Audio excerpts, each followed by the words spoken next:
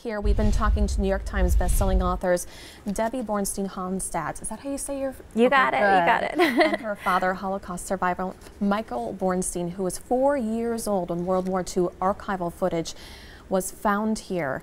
This is him amongst all the children there. And he's being held by his grandmother in that footage. 74 years later, he joins us live on Daybreak this morning. What an honor. At 2 o'clock this afternoon, you're going to be at Congregation Emanu-El Jeshurun, and also this is held by the Nathan and Esther Pels Holocaust Education Resource Center. So many people, so many moving parts to get you guys to come from the New York area. Thank you for joining us on Live at Daybreak. You know, we were talking about, during the break, about anti-Semitism, how it hasn't gone away. There's been a number of anti-Semitic incidents, particularly in the Milwaukee area. The Anti-Defamation League noted that it's nearly double the amount since 2016. Yeah. Is that why you really want to get the word out? That's exactly right.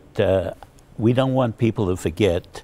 There's so many incidents that are really bad and anti-Semitic, and really not just against Jews, but African Americans, Hispanics, and other people. So we don't want them to forget and want to be kind to other people. Yeah, and also, you know, coming back to all of this, you survived. Your mother survived. She went to another camp after Auschwitz, right? That's right. And tell me about all of the family members. There's about 60 from the Polish population that you guys were in the town. How many? So the town was about 60% Jewish, a majority Jewish, and about 3,400, 3,500 Jews before the war. Only 27 were known to have returned home, and most of them, my dad and the family. My grandma Sophie, my dad's mom, had 6 brothers and sisters, and during the war, nobody knew which way led you to survival, so they each went different ways, right? She ended up at Auschwitz with my dad.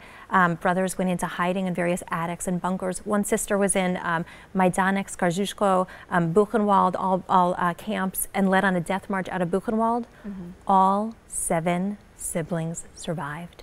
Wow. If that is not a miracle, I don't know what is. I grew up with a big family, and we shouldn't have. None of us should be here. Right. And my dad always felt so blessed, and people will say, oh, we're so sorry for the childhood you have, and he's sorry too, and I'm sorry too, except that my dad always also felt lucky.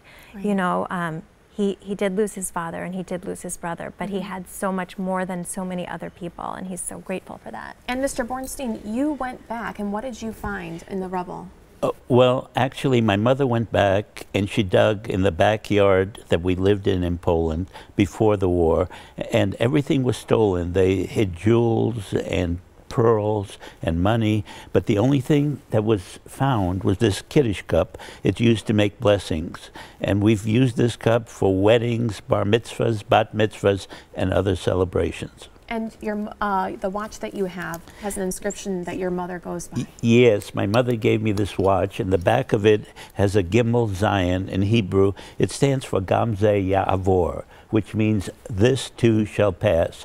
So when we speak to people, they get depressed, bad news day, just remember Gamze Ya'avor and be optimistic about the future.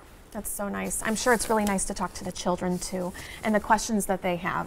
Yeah, it's unbelievable. It's been super rewarding to see that kids are connecting with a story about, you know, my dad's family, and learning not just about the Holocaust, but learning about resilience. You know, we get letters from kids all around the country who read the book and say, you know, I've faced bullies, I have a learning disability or a physical disability, and I will never forget now, Gamze Ya'avor. Wow. You know, my dad's story, while tragic, also has a very happy ending. 12 grandkids and 4 kids, and just a big, happy, wonderful ending. Very nice. And also, their book is also in many different schools. So Michael and his daughter, who wrote the Survivors Club, the true story of a very young prisoner of Auschwitz. They're speaking today. You can see the address on your screen at 2 o'clock. And we'll also have that information at tmj4.com. What an honor. Thank you. Thank you so much. We'll be right back.